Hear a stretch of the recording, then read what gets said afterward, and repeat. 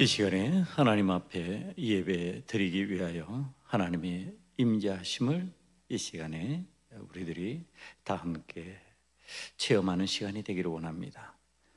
여호와 하나님께서 우리에게 임하심으로 우리가 하나님 앞에 이 시간에 예배 드립니다. 다 함께 자리에 일어나셔서 여호와 하나님을 맞이하시는 마음으로 하나님 앞에 머리 숙여 묵상하며 기도 드립니다.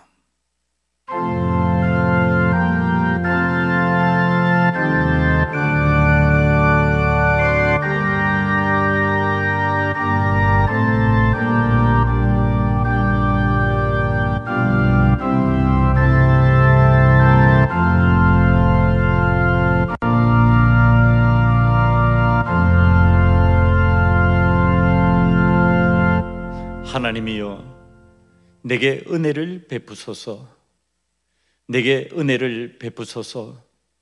내 영혼이 주께로 피하되 주의 날개 그늘 아래에서 이 재앙들이 지나가기까지 피하리이다.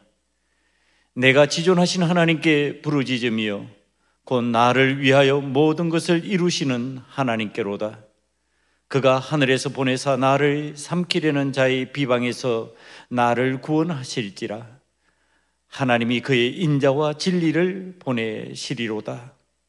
내 영혼이 사자들 가운데서 살며 내가 불사르는 자들 중에 누웠으니 곧 사람의 아들들 중에라. 그들의 이는 창과 화살이요 그들의 혀는 날카로운 칼 같도다. 하나님이여, 주는 하늘 위에 높이 들리시며 주의 영광이 온 세계 위에 높아지기를 원하나이다. 아멘.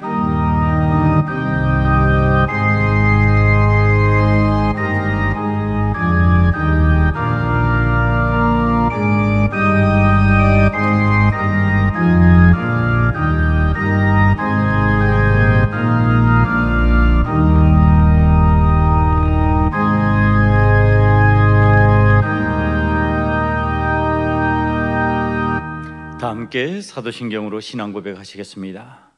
전능하사 천지를 만드신 하나님 아버지를 내가 믿사오며 그 외아들 우리 주 예수 그리스도를 믿사오니 이는 성령으로 잉태하사 동정녀 마리아에게 나시고 본디오 빌라도에게 고난을 받으사 십자가에 못 박혀 죽으시고 장사한 지 사흘 만에 죽은 자 가운데서 다시 살아나시며 하늘에 오르사 전능하신 하나님 우편에 앉아 계시다가 저리로서 산 자와 죽은 자를 심판하러 오시리라. 성령을 믿사오며 거룩한 공예와 성도가 서로 교통하는 곳과 죄를 사하여 주시는 곳과 몸이 다시 사는 곳과 영원히 사는 것을 믿사옵나이다. 아멘. 찬송가 다 함께 자리에 앉으셔서 찬송가 483장 찬송으로 하나님께 영광을 돌리겠습니다.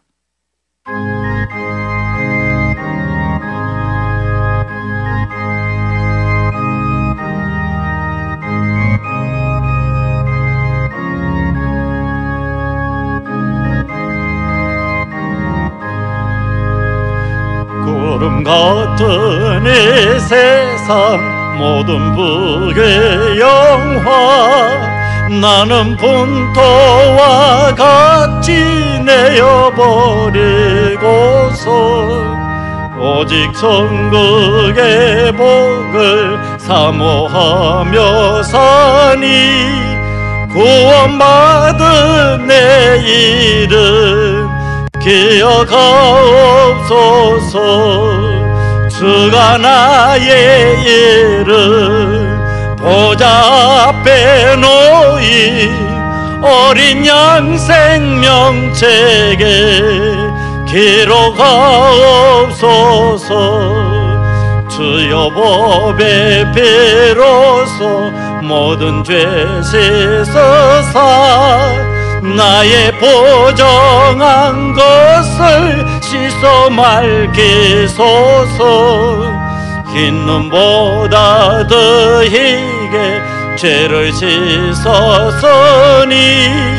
구원받은 내 이름 기록하옵소서.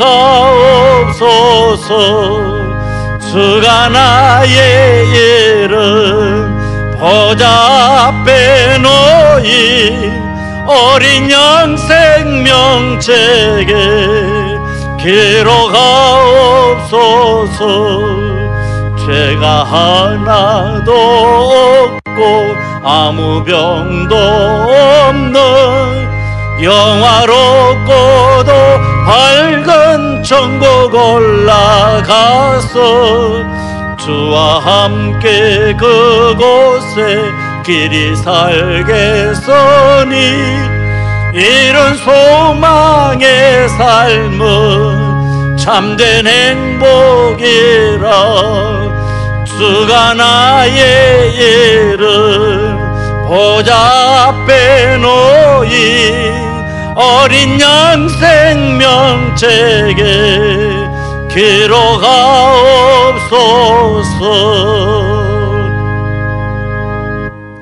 이 시간에 우리 다 함께 머리 숙여 하나님 앞에 참회의 기도를 드립니다. 지나가는 한 주 동안을 살면서 하나님께서 기뻐하시지 않은 삶의 자리에 머물렀던 순간이 있었다면, 하나님 영광을 드러내지 아니하고 내 영광에 도취되어 살았다면, 하나님 기뻐하시는 일을 하기보다는 내가 만족하며 내가 원하는 그 일을 했던 순간이 기억나면, 만유의 주 전능의 왕 창조주 하나님 앞에 우리들이 이 시간에 자신의 죄가를 고백하는 시간이 되기를 원합니다. 다 함께 참회의 기도를 드리겠습니다. 아버지 하나님, 하나님께서 주인이신 데도 불구하고 내가 주인인 것처럼 내 마음대로 생각하고 내 마음대로 판단하고 내 마음대로 결정하고 나의 욕구를 충족시키지 못하는 것이시며 거리낌없이 내 만족에 행동하고 그 휠 찾아 움직였던 순간을 기억하며 참회의 기도를 드립니다. 아버지 하나님께서 베푸시는 것이 긍휼이요, 아버지 하나님께서 허락하신 것이 은혜임에도 불구하고 그 은혜와 그 사랑의 긍휼을 감사하지 못하고 기뻐하지 못했던 우리들의 삶의 내용을 고백합니다. 코로나19로 인하여서 힘들고 어려운 것만 생각했지, 하나님께서 이 가운데서 우리를 지키시고 우리를 보살펴주시고 우리에게 구원의 은혜를 베푸시니 용서해 주시옵시고, 이 어려운 환난 가운데서 고난 가운데서 승리케 하신 주 하나님을 찬양하고 경배하는 자로 온전히 살아가기를 원하는 저희에게 긍휼의 은혜를 더하여 주시옵소서. 예수님 이름으로 감사하며 기도드리옵나이다. 아멘.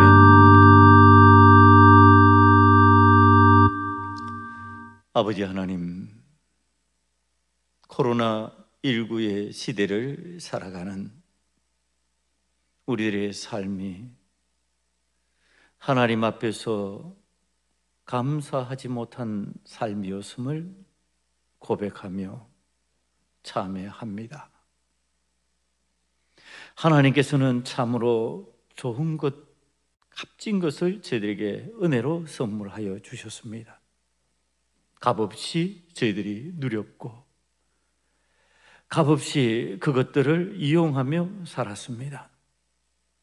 그럼에도 불구하고 우리는 하나님 앞에 감사로 충만한 삶을 살지 못하고 내 삶에 이루어지지 않는 것, 내 삶에 찾아온 불안과 염려 때문에 원망하며 불평하며 살았던 순간순간들이 있었음을 고백합니다.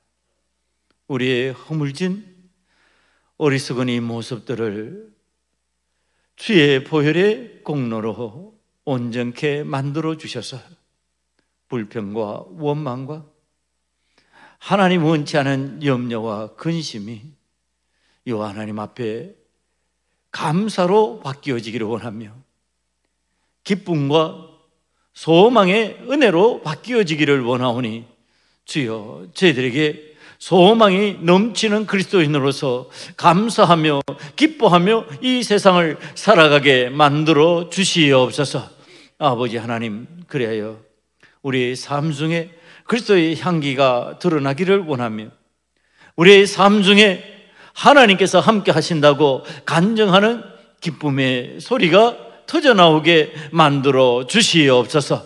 아버지 하나님, 이 코로나19의 환난과 고난을 경험하며 태풍과 풍수해의 아버지 하나님 어려움을 경험하면서 저희들이 하나님께서 우리에게 평상시에 내려주셨던 그 무한한 은혜가 얼마나 큰 것인지를 더욱 절실히 깨닫기를 원합니다.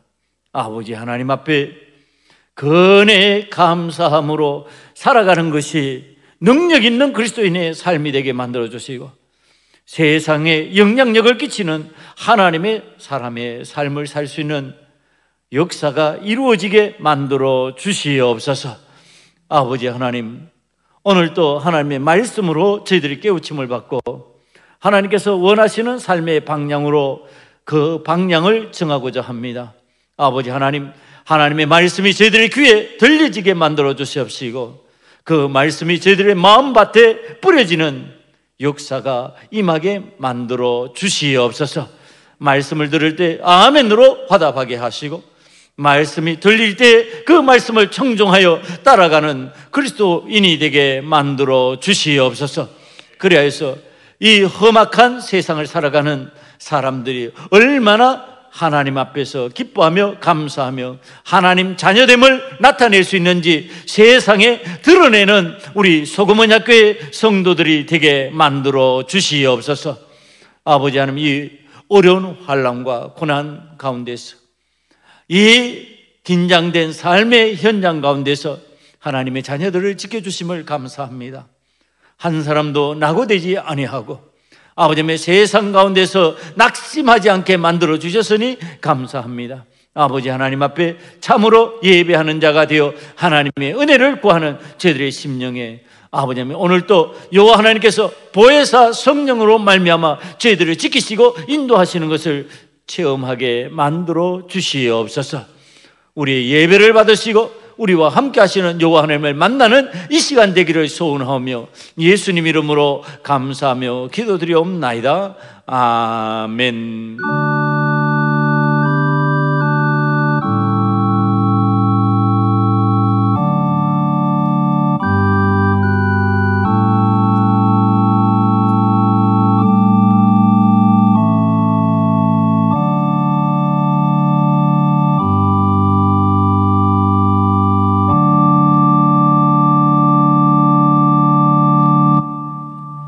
오늘 하나님께서 우리들에게 준비해 주신 말씀은 누가복음 21장 20절에서 33절 말씀입니다.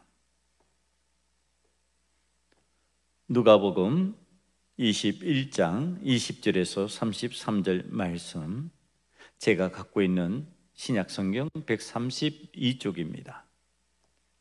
찾으셨으면 한 절씩 교독하시겠습니다. 너희가 예루살렘이 군대들에게 에워싸이는 것을 보거든 그 멸망이 가까운 줄을 알라.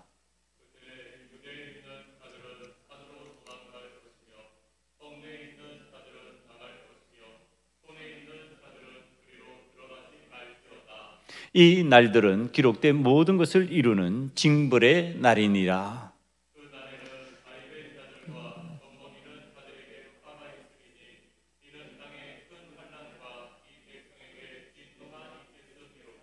그들이 칼날에 죽임을 당하며 모든 이방에 사로잡혀 가겠고 예루살렘은 이방인의 때가 차기까지 이방인들에게 밟히리라.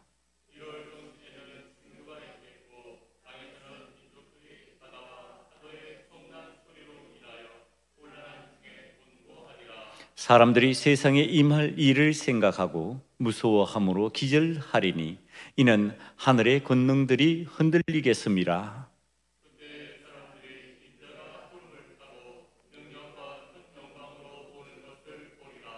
이런 일이 되기를 시작하거든 일어나 머리를 들라 너희 속량이 가까웠느니라 하시더라.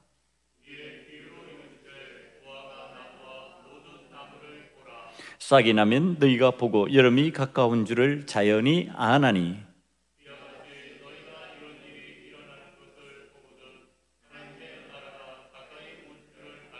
내가 진실로 너희에게 말하노니 이 세대가 지나가기 전에 모든 일이 다 이루어지리라. 천지는 없어지겠으나 내 말은 없어지지 아니하리라. 아멘. 오늘 이 말씀 가지고 하나님께서 우리들에게 주실 말씀의 제목을 함께 나눕니다. 영원한 것을 찾아서. 다시 한 번 더 크게 해볼까요? 영원한 것을 찾아서.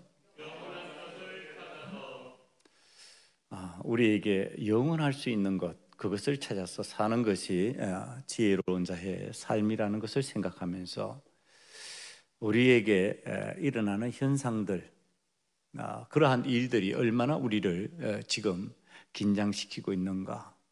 그런데 그것이 우리에게 어떤 교훈을 주고 있고 우리가 영원한 것을 찾아가는데 어떤 도움이 되는가를 오늘 말씀을 통해서 함께 생각하게 될 겁니다. 우리를 긴장하게 만드는 오싹한 두 장면이라는 신문의 내용을 읽어보았습니다. 무엇이 그리 오싹할까? 사람을 긴장되게 만들까? 미국 캘리포니아주 샌프란시스코의 명물 중에 하나가 금문교입니다. 이 다리가 참으로 멋있는데요, 이 다리를 중심으로 촬영을 한 것인데 보니까 그 금문교 일대가 온통 붉은색이었습니다. 주탑은 형체가 희미하고 하늘은 붉게 물들어 있었는데 교량 위의 가로등은 모두 불이 켜져 있었습니다. 시간이 몇 시인가 보았더니 난 11시입니다. 분명히 해가 떠 있고 밝아야 되는데 지금 밝지 않은 겁니다. 그러면서 그 모습이 마치 어떤 모습이라고 현지 언론들이 말하는가 하면은 핵전쟁으로 발생한 엄청난 양의 연기와 먼지와 햇빛이 차단돼 지구가 차가워지는 현상이 온 것 같았다, 이렇게 표현합니다. 지구가 지금 따뜻하게 사람이 살만한 지구가 아니라 차가워지는 지구. 핵전쟁 뒤에 어마무시한 일들이 발생하는데 그 일들이 발생한 것 같은 현상을 보았다. 이게 왜 그런가? 내용을 찾아 들어가 보면 미 서부 지역을 불태우고 있는 대형 산불 때문에 그렇습니다. 기록적인 폭염 때문에 이 더위로 불이 붙은 것이 잘 꺼지지를 않습니다. 세계 최강국, 엄청난 문명을 과시하는 미국이 손을 쓰지 못합니다. 이 서부 지역을 핥고 있는 대형 산불은요, 서울의 30배 가량을 지금 태웠다고 그럽니다. 그런데 아직도 꺼지지 않고 있습니다. 여기에서 나는 연기와 먼지로 불순물이 대기로 유입되면서 햇빛 산란 현상이 일어나고요, 이것이 한낮인데도 어두컴컴하고 하늘이 붉은 빛이 돌게 만들어 버렸습니다. 이게 사람들이 그 광경을 보면서 오싹해 하는 겁니다. 무서워하고 있는 겁니다. 그 다음에 두 번째 장면입니다. 미 중서부 콜로라도주의 작은 도시에 눈이 내리는 풍경을 담았습니다. 눈 내리니까 요상하다 그렇게 생각할 수 있겠지만 거리에 나온 엄마와 아이들이 내리는 눈을 만지며 즐거워하는 장면인 것 같은데 사실은 이게 기괴한 일입니다. 전날까지 72여일간 섭씨 30도 이상의 여름 폭염이 이어지다가 밤부터 급격히 기온이 내려갔다고 합니다. 그리고 영하 2.2도까지 떨어졌고 최고 15cm의 눈이 내렸다고 그러는 겁니다. 지금 하룻밤 사이에 엄청난 기후변화가 일어난 겁니다. 여름에서 겨울로 순식간에 변화되는 기이한 현상이 일어났습니다. 석유, 석탄 등 화석 연료를 사용하면서 지구가 뜨거워졌다고 그럽니다. 그래서 기상이변이 일어나고 이변의 강도는 점점 강해지고 있다고 느끼고 있습니다. 일반인들은 그래도 이 위험성을 덜 감지하는 것 같은데 기상과학자들은 앞으로의 상황이 훨씬 더 나빠질 것이라고 미래를 상상하는 게 두렵다 이렇게 표현합니다.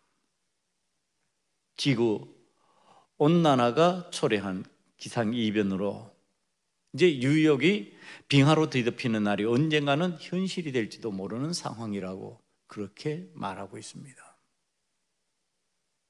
여러분, 이 장면에 오늘 이 오싹한 두 장면을 놓고 오늘 본문에 대입시켜 봅니다. 본문에 대입시켜 보면 오늘 본문에서 25절, 26절이 말씀하는 내용입니다. 1월 성신의 징조가 있겠고 땅에서는 민족들이 바다와 파도의 성난 소리로 인하여 혼란 중에 공고하리라. 사람들이 세상에 임할 일을 생각하고 무서워함으로 기절하리니 이는 하늘의 권능들이 흔들리겠습니다. 하늘의 권능이 흔들리는 것처럼 사람들이 이 광경을 보고 기절초풍할 일이 되어버렸습니다. 지금 어마무시한 일이 우리의 삶에 오싹하게 다가오고 있는 겁니다. 사람들은 이 세상을 살아가면서요, 환경에 이상이 생기면 긴장하게 되어 있습니다. 왜 그러냐? 이것을 재앙으로 여기기 때문에 그렇습니다. 평소에 파랗게 보이던 하늘이요, 붉게 물들어 보인다. 재앙으로 여기는 것이요. 더군다나 이것은 핏빛과 연관지어서 생각하기 때문에 죽음과 관련된 생각을 하게 되어 있습니다. 파란 하늘은 생명과 관련되어서 생명의 기운으로 느끼지만은 붉은 기운은 죽음의 기운으로 느끼고 있는 겁니다. 공기가 좋아지면 파란 하늘이 정상이죠. 파랗게 보여야 되는 겁니다. 그런데 파래야 될 하늘이 붉게 되어 있습니다.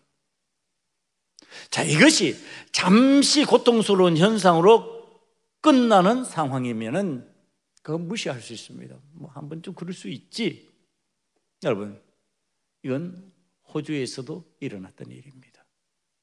호주의 대형 산불이 일어나면서 이와 같은 동일한 현상이 일어났었습니다. 자, 이 잠시 잠깐의 일들을 통하여서 이런 현상들을 볼 때 우리가 긴장하게 되는데 그 긴장이 진짜 잠시 잠깐으로 끝나고 마는 일회적이거나 이회적인 사건으로 종료되고 마느냐, 아니면 그 현상이 우리의 죽음과 관련이 있는 영혼으로 이어지는 일과 관련이 있느냐 생각해야 된다는 겁니다.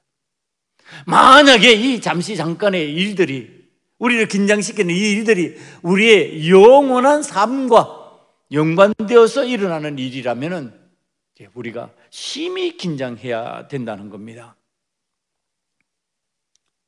삶의 환경 속에서 일어나는 변화를 바라보면서 우리가 영원한 것을 찾는 지혜를 갖지 못한다면 멸망이라는 재앙을 경험하게 된다는 사실에 대하여 주님께서 오늘 교훈해 주고 계십니다. 잠시 동안 일어나는 사건이 삶의 영혼과 연결된 중요한 내용이 된다면 우리는 지금 긴장되게 이 주님의 말씀을 들어야 되는 겁니다. 성경 말씀에는요, 예수님께서 잠시 동안 일어나는 일이 영혼과 연결되는 신앙적 관점에 대하여 말씀하신 경우가 여러 경우들이 있습니다. 여러 가지들이 있습니다. 그 중에 가장 두 가지 오싹한 이야기를 들려드립니다. 먼저는 마태복음 25장 1절 이하에 등장하는 열처녀 비유입니다. 마태복음 25장 1절 이하를 보면 그때 천국은 마치 등을 들고 신랑을 맞으러 나간 열처녀와 같다 하리니 천국에 관한 이야기를 하고 있습니다. 천국에 관한 이야기를 하는데 이제 열처녀와 관련된 이야기입니다. 그 중에 5은 미련하고 5은 슬기 있는 자라. 미련한 자들은 등을 가지되 기름을 가지지 아니하고, 슬기 있는 자들은 그릇에 기름을 담아 등과 함께 가져갔더니 신랑이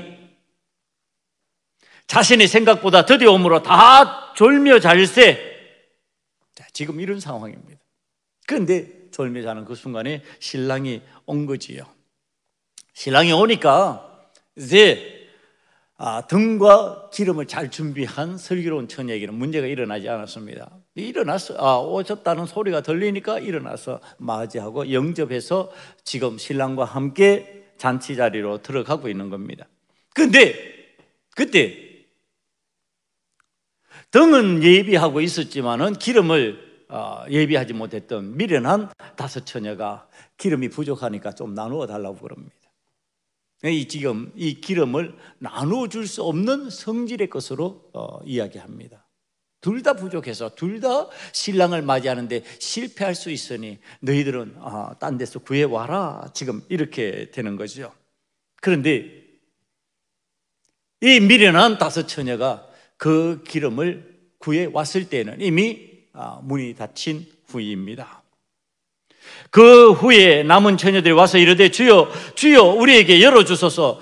대답하여 이르되 진실로 너희에게 이르노니 내가 너희를 알지 못하노라 하였느니라. 모른다고 그러는 겁니다. 나와 상관없다고 얘기를 하는 겁니다. 그러면서 주님께서 하신 말씀이에요. 그런즉 깨어 있으라. 너희는 그날과 그때를 알지 못하느니라. 이 깨어 있으라는 말이 잠자지 말라는 이런 뜻은 아니죠. 잠 잤는데 슬기로운 처녀 맞이했잖아요. 깨어 있으라고 하는 것은 준비하고 있으라는 뜻이죠. 기름을 준비하고 있어라. 기름을 준비하는 삶을 살아라. 여러분, 열처녀 비유의 관점 중에 하나는요, 중요 관점 중에 하나는 신랑이 온다는 것을요, 슬기로운 처녀나 미련한 처녀나 둘 다 알고 있었습니다. 미련한 처녀는 몰랐던 게 아니에요. 알고 있었어요. 그러니까 등과 부족한 기름이지만 그 기름을 준비하고 있었어요. 적은 기름을 준비하고 있었어요. 지금 성경이 가르쳐 주시는 내용은 뭐냐 하면은 중요한 일이 일어날 것을 사람들이 알 수 있었다는 뜻입니다. 알 수 있는 이 중요한 일에 관해서 어떻게 반응해야 되느냐? 그걸 30절이 이렇게 가르칩니다. 싹이 나면 너희가 보고 여름이 가까운 줄을 자연히 아나니. 이제 농부의 마음이죠. 여러분, 나무를 보고 지금 계절을 분별하잖아요. 싹이 나면서 이제 이 계절이 여름 계절로 다가가고 있구나. 겨울이 지났구나. 그럼 여름이 다가오니까 이제 여름을 준비해야지. 이게 농부의 마음입니다. 준비입니다. 준비하는 삶. 지금 그 삶을 성경이 가르쳐주고 있는 겁니다. 준비하려면 어떻게 해야 될까? 깨어 있어야 된다. 깨어 있다는 것이 무엇일까? 긴장된 삶을 얘기하는 겁니다. 지금 우리가 신앙생활을 하면서 하나님을 믿는다고 그러면서 그리스도인이라고 하면서 긴장이 풀려버리는 경우들이 굉장히 많습니다. 넋을 놓고 사는 겁니다. 세상이 하자는 대로 그냥 따라가 버리는 겁니다. 우리 하나님의 음성이 들리면 그 말씀을 따라 긴장되게 나아가야 되는데 말씀을 따라 나가는 것이 아니라 세상이 이끄는 대로 그냥 넋을 놓고 따라가 버리는 겁니다. 여기에 대해서 오늘 이제 본문이 다시 설명을 합니다. 성전이 있는 예루살렘이 군대들의 에워싸이면 멸망이 가까운 줄 알고 긴장하여 평소에 하던 일들을 멈추고 피신하라고 가르치고 있습니다. 지금 이 예루살렘 성전이 포위되지 않았느냐? 하나님의 왕성이, 하나님께서 함께 하시는 도성이 지금 포위되지 않았느냐? 그러면은 멸망이 가까운 줄 알고 긴장하면서 평소에 하는 대로 하지 말라는 뜻입니다. 평소에 하는 대로 하면 안 된다고 얘기를 하는 겁니다. 이 환난의 때가 되면 어떠한 일이 일어나느냐? 임신한 여인과 젖먹이는 엄마에게 화가 있어 고통을 당하게 될 것이고, 사람들은 죽음을 당하고 성전이 있는 예루살렘 왕성은 짓밟히고, 이를 성신의 징조가 있고, 땅에 사는 민족들이 바다와 파도와 성난 소리로 인하여 혼란 중에 불안해할 것이라. 사람들이 세상에 임할 일을 생각하고 무서워함으로 기절하리니 이는 전체 우주가 흔들릴 것이기 때문이다. 이렇게 말하고 있습니다. 여러분, 지금 이런 현상이 일어났을 때 그래도 괜찮다 할 것이냐 말이에요. 아니, 온 세상이 지금 바이러스로 인하여 난리가 나고 있는데 그래도 괜찮다 할 것이냐 말이에요. 지금 기상이변이 일어나가지고 별의별 일들이 다 일어나는데 그래도 괜찮다고 할 것이냐? 그래도 우리는 아무렇지도 않고, 우리는 주님께서 말씀하시는 것을 정중하여 듣지 않아도 괜찮고, 주님께서 가르치시는 방법대로 신앙생활을 안 해도 괜찮고, 세상과 적당히 타협해도 괜찮다고 말할 것이냐? 사람들이 어떤 오싹한 중요한 일이 일어나는 것을 아는데, 지금 신랑이 오시는 것을 알고 있는데 준비 안 해도 괜찮냐? 예루살렘이 군대에 포위되면서 멸망이 가까운 줄 알게 되었는데, 예수님의 말씀을 들음으로 알게 되었는데 그래도 준비 안 해도 되느냐? 긴장하지 않아도 되겠느냐?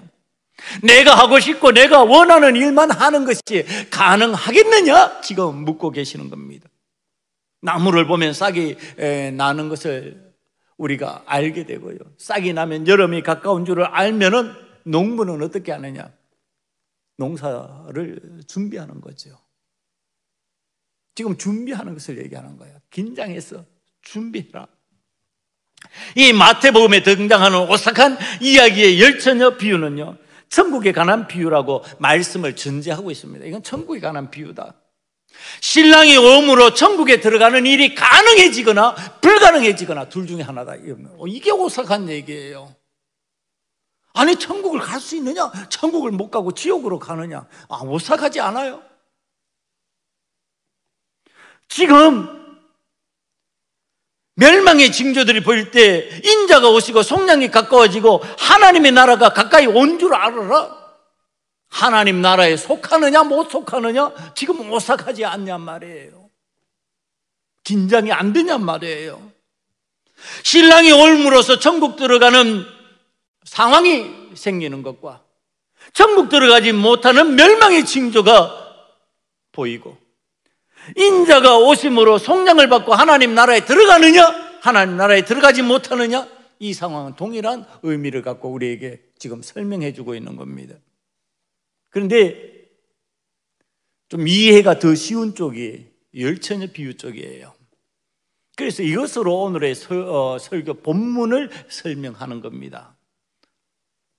오늘 열처녀의 비유나 예루살렘의 멸망을 통하여 임하는 하나님 나라의 이야기가 동일선상에서 오싹한 위기의 상황임을 우리에게 가르쳐 주는데, 그런데도 불구하고 우리가 이해가 좀 더 쉬운 게, 열처녀 비유라면 자, 신랑이 왔다고 하는 그 상황을 가지고 오늘 말씀을 바라봅니다. 그 순간에, 신랑이 오는 순간에요, 신랑이 오셨다고 하는 순간에 맞이하지 못하면 잔치 자리에 못 들어갑니다.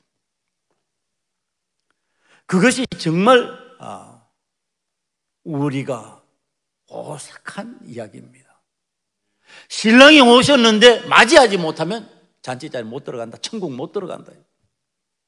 예수님이 지금 우리에게 다가오셨는데 우리가 예수님을 맞이하지 못하면 우리는 천국 들어가지 못한다. 나중에 와서 좀 들어가게 해달라고 두드리면서 난리를 치는데 나와 도무지 상관이 없다, 난 너희들 모른다 그러고서 문을 열어주지 않는 모습이 오늘 성경에서 우리들에게 가르쳐주는 내용입니다.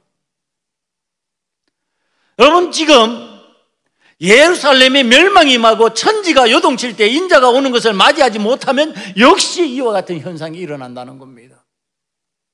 동일한 현상이에요. 오늘 본문 말씀을 읽은 신앙인들이 이미 알고 있어요. 예루살렘 성, 하나님의 왕성이 포위되어 멸망당하는 것 같은 모습이 되어버릴 때 우리 주님은 우리에게 오신다. 우리 주님께서 우리에게 오셨을 때 우리가 맞이하지 못하면 하나님 나라에 속하는 자가 되지 못한다.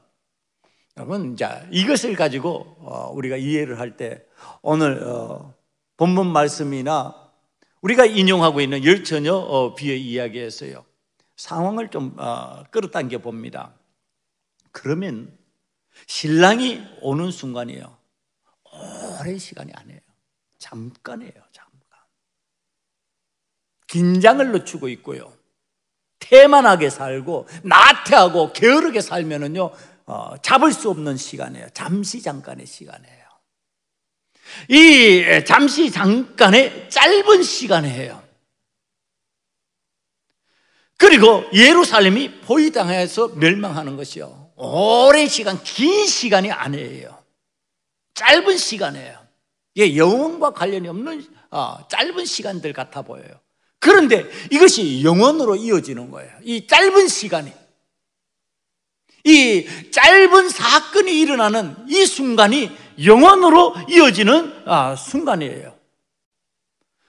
지금 신랑이 오는 그 순간에 영접하지 못하면, 그 짧은 시간에 영접하지 못하면 영원히 천국에 못 들어가는 거예요. 하나님 나라가 임하는 그때에 우리들이 하나님 나라에 들어갈 상황의 사람이 되어 있지 않으면 그 짧은 시간에 영원히 하나님 나라에 못 들어간다는 뜻이에요. 이 잠시 잠깐의 시간에 선택하는 일을 통하여 영원하신 하나님의 나라 천국에 사느냐 못 사느냐에 문제가 생긴다고 지금 성경이 우리들에게 가르쳐 주시는 겁니다. 여러분, 이게 세상에서 일어나는 흔한 일이지 뭐 이럴 수 있냐는 겁니다. 이럴 수 있느냐? 아니, 또 일어나겠지, 또 반복되겠지. 아니라는 거예요. 열처녀 비유를 통하여 영원한 하나님 나라 천국에 들어가거나 지옥에 들어가는 오상한 상황을 우리들이 다시 살펴봐야 됩니다. 10명의 처녀 모두 신랑이 온다는 것을 알았고 등을 준비해야 한다는 것도 알았습니다. 그리고 기름을 준비해야 한다는 것도 알았습니다. 이제 예수님의 말씀을 들은 사람들은 예루살렘이 포위되면 멸망이 다가온 것을 알게 되어 있습니다. 다 안다는 것을 전제로 하고 있는 겁니다. 그런데 이 상황에서 어떻게 신앙인들이 행동하는지를 잘 설명해 주는 것이 이제 열처녀 비유입니다. 그러니까 이 열처녀 비유로 오늘 상황을 설명하고자 하는 겁니다. 신랑이 왔을 때 기름이 준비된 슬기로운 5처녀, 지혜로운 5처녀, 이 5처녀가 신랑과 함께 잔치 자리에 들어가고 영원한 천국에 들어간다, 이렇게 성경 말씀은 우리에게 가르쳐 주고요, 기름을 미리 준비하지 못한 미련한 5처녀는 신랑이 온 그때 기름을 구한다고 돌아다니다가 기회를 놓치고 말았다, 이렇게 성경이 가르쳐 줍니다. 우리는 지금 이 슬기롭거나 미련했거나 두 종류의 사람이 동일하게 등과 기름을 준비하고 있다고 하는 사실을 알고 있어요. 그러니까 등이, 기름이 한쪽은 제대로 다 준비되어 있었고요, 한쪽은 제대로 준비되어 있지 않은 겁니다. 부족했던 겁니다. 자, 이 문제예요. 이 등을 어떻게 이해할까? 다양한 신앙적 관점으로 이해할 수 있을 거예요. 그러면서 제가 말씀을 준비하면서 하나님, 이것을 어떤 방식으로 이해하면 좋을까요? 그랬더니 이제 말씀이 저에게 다가오는 내용이었어요. 등은 형식이에요. 기름은 내용이에요. 그러니까 신앙의 형식, 신앙의 내용을 얘기하는 겁니다. 그러니까 믿음의 형식, 믿음의 내용을 지금 얘기하는 거예요. 성전이 있어요. 성전의 형식, 이 틀, 외형을 얘기하고요. 그 성전 속에 있는 사람을 얘기하는 거죠. 예배하는 자를 의미하는 거죠. 예배의 형식이 있어요. 예배하는 자의 마음을 얘기하는 거죠. 지금 형식, 내용, 틀, 그 속에 있는 알맹이, 지금 이걸 얘기하면서요, 겉은 있는데 속은 없다. 성전은 있는데 예배하는 자가 없다. 예배를 드리는데 예배 드리는 자는 있는데 신령과 진정으로 예배하는 자가 없다. 여러분, 지금 이런 문제로 들어가고 있는 겁니다.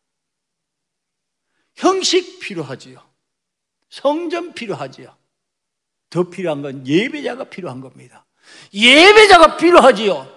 그런데 더 필요한 건 신령과 진정으로 하나님 앞에 예배하는 자가 필요하다는 얘기를 하고 있는 겁니다. 알맹이로 들어가자는 얘기를 하는 거예요. 지금 겉, 속, 안과 밖, 껍데기, 알맹이. 자, 이러면서 말씀을 바라보니까요, 언뜻 생각나는 사람들이 예수님 앞에서 늘 지적의 대상이 되었던 사람들, 무리들 생각나시죠? 전형적인 인물들이 성경의 바리새인들입니다. 예수님이 이 바리새인들을 향하여서 말씀하신 거예요. 회칠한 무덤 같다, 이렇게 표현하는 거죠. 회칠한 무덤이라는 것이 나쁘다는 뜻이 아니죠. 그 속에 어떤 것이 있다? 썩은 것이 있다, 이런 얘기를 하는 거죠. 여러분, 성전이 나쁜 게 아니죠. 성전 안에서 예배하지 않으니까 문제가 되어버리는 거죠. 그곳에서 장사하고 인간적인 계산하고 인간적인 욕구를 채우려고 하니까 문제가 되어버리는 거죠. 하나님 앞에 기도하며 하나님의 뜻을 아는 곳으로 나아가지 않으니까 문제가 되어버리는 거죠. 형식이 필요 없다? 아니죠. 덩이 필요하죠. 그런데 내용이 없으면 더 문제가 된다는 얘기를 하고 있는 겁니다. 덩만 있어서는 안 된다는 얘기를 하는 겁니다. 그 속에 기름이 준비되어야 된다는 얘기를 하는 겁니다.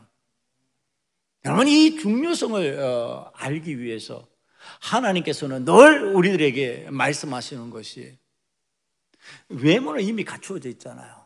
그러니까 우리의 외양을 우리는 서로가 보고 알 수 있어요. 그런데 뭘 봐야 된다고? 우리가 하나님의 마음으로 사면요, 중심을 봐야 된다고요.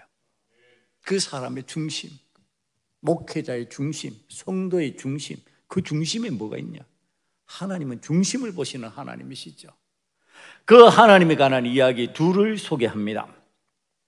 사무엘상 16장 6절 이하에 보면요, 그들이, 그러니까 이새의 아들들 다윗의 형들이 오매 사무엘이 엘리압을 보고 마음에 이르기를 여호와의 기름 부으실 자가 과연 주님 앞에 있도다 하였더니, 여호와께서 사무엘에게 이르시되 그의 용모와 키를 보지 말라. 내가 이미 그를 버렸노라. 내가 보는 것은 사람과 같지 아니하니 사람은 외모를 보거니와 나 여호와는 중심을 보느니라 하시더라.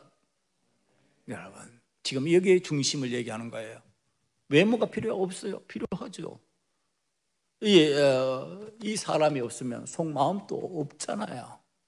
그런데 우리는 이 외형이 갖추어지는 것으로 속마음을 자꾸 그렇게 받아들이는 겁니다. 껍데기를 보고 속을 제대로 이해하지 못하는 겁니다. 왜? 하나님의 마음으로 보지 않으니까.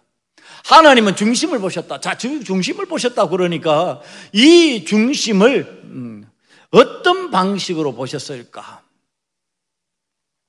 예수님도 동일하게 마가복음 2장 8절에서요, 그들이 속으로 이렇게 생각하는 줄을 예수께서 곧 중심에 아시고 이르시되 어찌하여 이것을 마음에 생각하느냐. 중심을 보고 계시죠. 하나님이시니까 동일하게 중심을 보고 계십니다. 이 두 가지, 지금 사무엘상에서 등장하는 하나님께서 다윗의 중심을 보시는 것, 지금 예수님이 사람들의 그 마음 중심을 보고 계시는 것, 이게 어떤 의미일까? 여기에 관한 다윗의 고백이 있습니다. 다윗의 중심을 보여주는 고백이 있습니다. 그것이 사무엘상 17장 34절 이하에 등장합니다. 다윗이 사울에게 말하되 주의 종이 아버지의 양을 지킬 때 사자나 곰이 와서 양떼에서 새끼를 물어가면 내가 따라가서 그것을 치고 그 입에서 새끼를 건져내었고 그것이 일어나 나를 해하고자 하면 내가 그 수염을 잡고 그것을 쳐 죽였나이다. 자, 이게 다윗의 중심이었어요. 양을 치고 있던 목동 다윗을 불러다가 바로 이 다윗이 왕이 될 사람이다 그러고 기름을 부었던 큰 이유 중에 하나가 바로 이겁니다. 여러분, 양새끼라고 표현하고 있어요. 양떼에서 새끼를, 양새끼를. 양이 아니에요. 양새끼. 어떻게 보면은 쉽게 포기할 수 있는, 생명이긴 하지만 쉽게 포기할 수 있는, 별 볼 일 없는 그 정도의 것으로 여길 수 있는 그러한 관점의 대상인데, 그 양새끼를 물고 사자나 곰이 가면요, 다윗이 따라갔다는 거지요. 그리고 그것을 치고 그 입에서 새끼를 건져내었다. 그러면 사자와 곰이라고 하는 짐승을 우리가 알잖아요. 다윗이 지금 이 어마무시한 짐승을 상대로 해서 그냥 장난스럽게 그 새끼 양을 건져내기 위해서 장난치듯 했을까요? 목숨 걸고 하는 겁니다. 자기가 죽을 각오하고 지금 양새끼를 건져내려고 하는 겁니다. 사자와 곰을 상대로 하는 방식이 목숨 걸고 하는 방식이에요. 그 중심을 하나님이 보셨다, 지금 그 얘기를 하는 겁니다. 그 중심을 보시는 하나님께서 바로 이와 같은 중심으로 살 수 있는 사람이 이스라엘의 왕, 나를 대신해서 왕적 통치를 할 수 있는 사람이 될 수 있다, 지금 그 얘기입니다. 양새끼 물고 가는데 아이고 아직 남아있는 것이 많으니까 괜찮아, 나태하고 게으른 모습 아니었습니다. 아니, 나는 내가 안전해야지, 그리고 자기 안전 위주의 자기 본의가 아니었습니다. 양새끼를 생각하고 양새끼를 살리기 위해서 목숨을 걸고 도전하는 다윗의 모습입니다. 우리의 속마음 중심이라고 하는 것, 바로 이렇게 움직일 때 하나님께서 그 마음을 보시고 우리가 그 마음에 의해서 하나님께서 우리를 구원하시고 우리를 영원한 생명에 이르게 하시고 하나님 나라에 들어갈 수 있는 사람으로 맞이해 주신다는 뜻입니다. 무슨 천국이 장난치다가 들어가는 장소이고, 하늘나라가 무슨 내가 나태하고 게으르다가 그저 어쩌다가 구원받는 장소가 아니라는 뜻입니다. 그것은 긴장되게 자신의 목숨을 걸 줄도 알고 자신의 모든 것을 걸고 도전할 줄 아는 사람들이 받을 수 있는 은혜라는 겁니다. 이건 누구나 다 열려있는 하나님의 은혜입니다. 그렇다고 해서 내가 아무렇게나 해도 들어갈 수 있는 곳이라는 뜻은 아닙니다. 그것은 긴장되어야 되고요, 그것은 내 중심이 하나님 앞에 이 다윗과 같이 온전히 드려져야 되고 모든 것에 최선을 다해야 되고 자기의 사명을 감당하는 자가 될 때, 그때 천국이 그에게 임하고 하나님의 나라가 그에게 임하는 겁니다. 여러분, 이 땅에서 하나님의 나라가 임하게 하는 방식의 삶을 지금 가르쳐주고 있고요, 영원한 삶으로 나아가는 삶의 자리를 가르쳐주는 성경 말씀이 오늘 이 내용입니다. 여러분, 오늘 우리들이 어느 곳에 있어야 하는지 지금 깨달아지지 않냔 말이에요. 오늘 우리들이 긴장된 신앙생활을 하지 않아도 괜찮다고 생각하고 있다면 회개해야 되지 않겠느냐 말이에요. 하나님 앞에서 설렁설렁 대충대감 그저 적당히 하면 믿는 거지 여러분, 믿음은 그런 방식이 아니라는 얘기를 하는 겁니다. 믿음은 등을 제대로 준비해야 되고 기름도 제대로 준비해야 되는 것이죠. 신랑이 올 때 적시적소에 맞이할 수 있는 자세가 갖추어져야 되는 거지요. 하나님의 나라가 임할 때 긴장되어 깨어있다가 아멘 할렐루야 하면서 그 나라로 들어갈 준비를 하고 있어야 되는 거죠. 여러분, 오늘 이것이 안 깨달아집니까? 이것이 받아들이지 않습니까? 이것이 받아들여지게 해달라고 하나님 앞에 기도해야 되고요, 이 깨달음이 오게 해달라고 기도해야 됩니다. 그래서 슬기로운 다섯 처녀 같이 되어야 되고요, 지금 환난의 때에, 공고한 때에 하나님의 나라가 내게 임한다면 내가 그 나라로 들어가겠습니다 하고 준비된 그리스도인이 되어야 됩니다. 그렇게 될 때 우리의 삶에 오싹한 현상들이요, 오싹하지 않은 일이 될 것입니다. 안 그러면 영원히 오싹한 일이 될 겁니다. 여러분, 오늘 깨어서 신랑을 맞이한 슬기로운 다섯 처녀들처럼 다윗의 신앙 정신으로 하나님의 나라, 영원하신 하나님께서 다스리는 나라에 들어갈 수 있는 신앙인 될 수 있도록 여러분, 신앙의 긴장을 늦추지 않기를 원하며, 깨어있는 신앙인이 되기를 원하며, 하나님 앞에 목숨을 걸고 자신의 사명을 감당할 수 있는 하나님의 사람으로 살아갈 수 있는 은혜가 오늘 저와 여러분에게 임하심으로 천국이 여러분의 것이 되기를 원하며, 하나님의 나라가 우리에게 임하는 것을 체험할 수 있기를 간절히 축원합니다. 기도하시겠습니다. 아버지 하나님, 영원한 것을 찾아서 움직이다가 우리가 주님을 맞이하는 방식, 천국에 입성하는 방식, 하나님의 나라를 우리의 삶에 소유하는 방식을 말씀을 통해서 깨달아 사오니, 아버지 하나님, 신앙인들이 나태해지지 않기를 원합니다. 게으르지 않기를 원합니다. 편안한 것만 찾지 않기를 원합니다.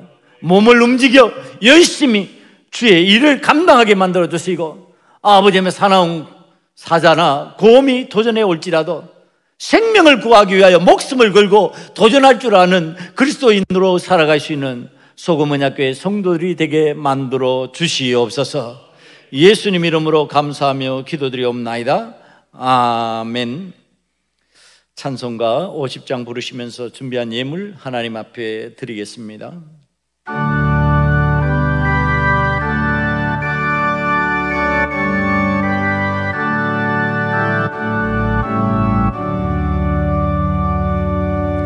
내게 있는 모든 것을 아낌없이 드리네. 사랑하고 의지하며 주만 따라 살리라. 주께 드리네. 주께 드리네.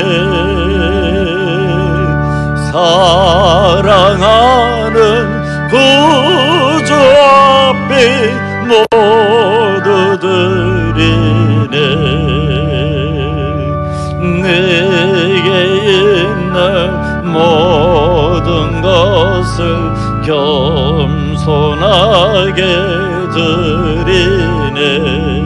세상 욕심 멀리하니 나를 받아 주소서.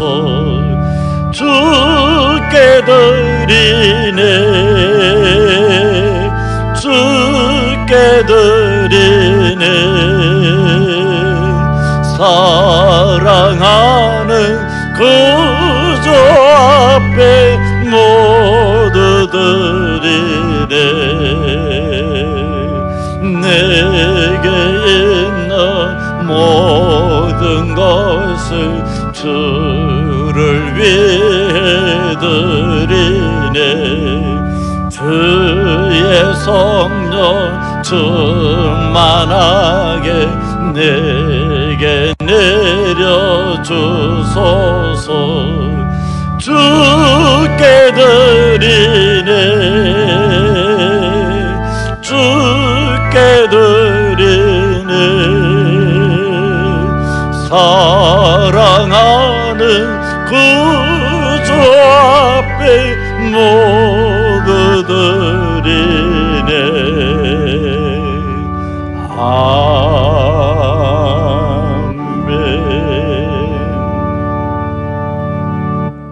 여호와 하나님 앞에 예물을 드립니다.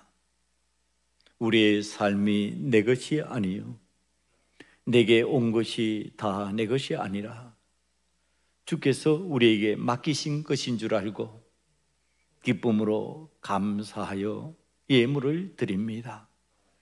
주님께서 말씀하시면 순종하여 기꺼이 삶의 10분의 1을 구별하여 드리며 주님께서 주신 은혜에 감사하여 감사의 예물을 드립니다.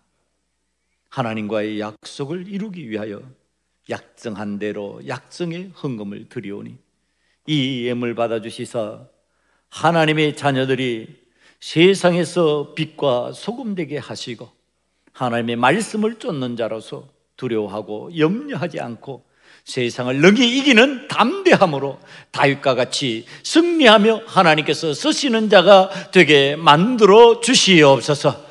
아버지 하나님, 저들의 마음속에 있는 염려와 근심이 있습니까?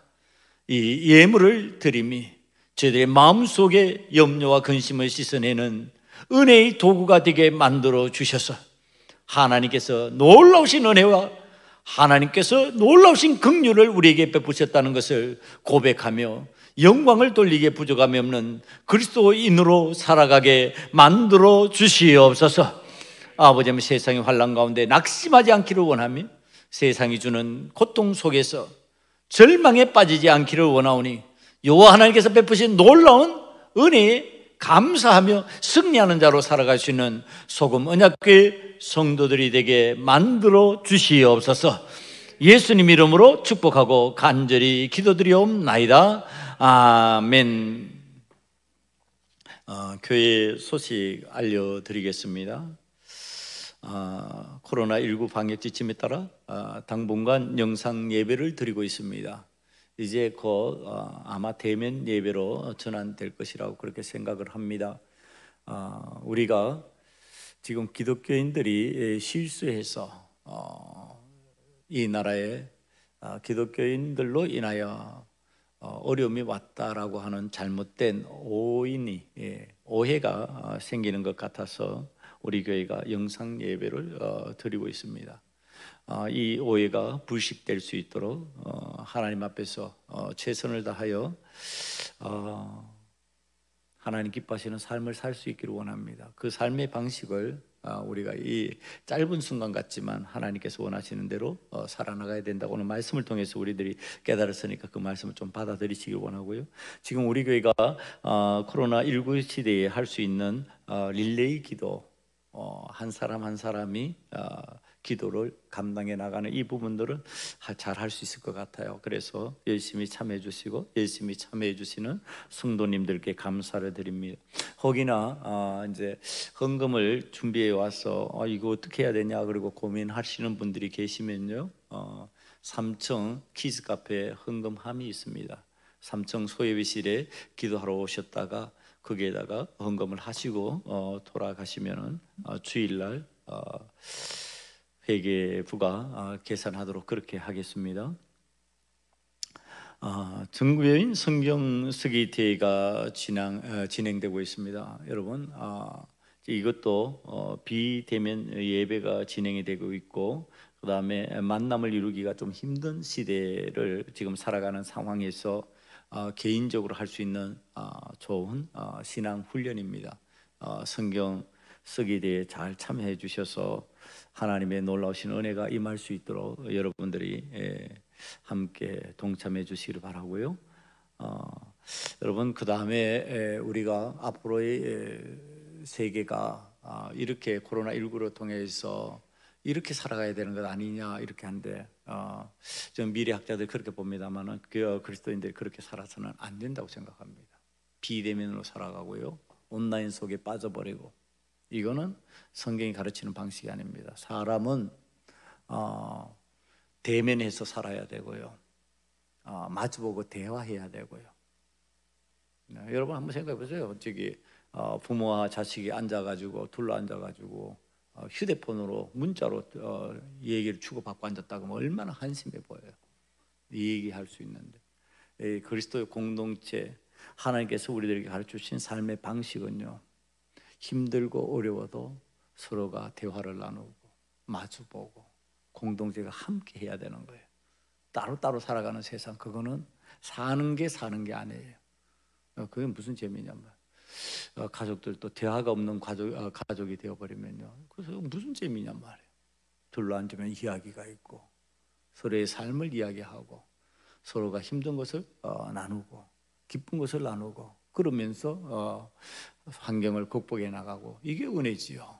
여러분, 이런 세상이 미래의 세상이라고 말한다면 우리는 그 미래는 희망 없는 미래입니다. 그리스도인들이 이 미래의 새 희망을 보여줘야 됩니다. 우리는 이렇게 살 수 있어. 우리는 이런 은혜를 체험할 수 있어. 이 공동체 세상을 만들어갈 수 있도록 그냥 세상이 이렇게 갈 거니까 우리는 이렇게 따라갈 거야. 비대면으로 해서 교회는 전부 다 모임의 장소 필요 없으니까 전부 다 교회 딴 걸로 만들어 버리고 우리는 그냥 비대면으로 그냥 앞으로 갈 거야. 이거 안 되는 얘기예요. 불가능한 얘기입니다. 그렇게 세상이 간다 할지라도 교회가 그리로 가게끔 그냥 방치해서 안 됩니다. 그런 세상이 만들어져서는 안 됩니다. 사람이 사람을 대면해서 이야기할 수 없고 모임이 이루어질 수 없는 이 세상이 무슨 세상이냐 말이야. 이게 사람 사는 세상이냐고요. 여러분 경험하고 있잖아요. 자녀들하고 대화가 안 되고 문자 주고받고 앉았고 이게 얼마나 한심한 세상이냐고요. 그래서 이 하나님 앞에서 우리들이 정신 차리고 지금 이 신앙생활을 기도하면서 바로 보고 나가야 됩니다. 이거 돌파해 나가지 못하면은 우리는 하나님 앞에서 영향력이 없습니다. 영향력 없으면요 세상 흘러가는데 그냥 끌려가 버리는 거예요. 끝나는 거예요. 우리는 세상에 끌려가서 안 돼요. 세상 끌고 가야 되는데 이제 그런 방향성을 지금 얘기하는 겁니다. 그래서 기도 좀 많이 하시길 바라고요. 틈나는 대로 교회에 와서 좀 기도하시길 바랍니다. 개인 기도실도 따로 마련돼 있고, 그다음에 교회 오면은요 방역도 모두 다 돼 있고 늘 교회를 안전한 장소로 만들어 놓고 있고, 들어오면은 뭐 손 세정대 다 있어가지고 손 다 여러분 염려하지 않아도 될 환경으로 만들어져 있으니까 교회 나와서 기도 계속 할 수 있기를 원합니다. 다 함께 기도 드리겠습니다. 아버지 하나님,